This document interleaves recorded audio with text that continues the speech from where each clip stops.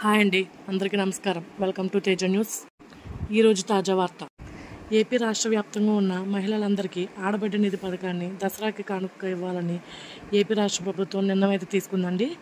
ఈ పథకం ద్వారా 18 సంవత్సరాలు దాటిన ప్రతి మహిళకి కూడా 18,000 చొప్పున సంవత్సరానికి అందించబోతుంది. దీనిపై మన రాష్ట్ర సీఎం గారు మొన్న జరిగిన సూపర్ 6 సూపర్ హిట్ భారీ బహిరంగ సభలో పేర్కొన్నారండి.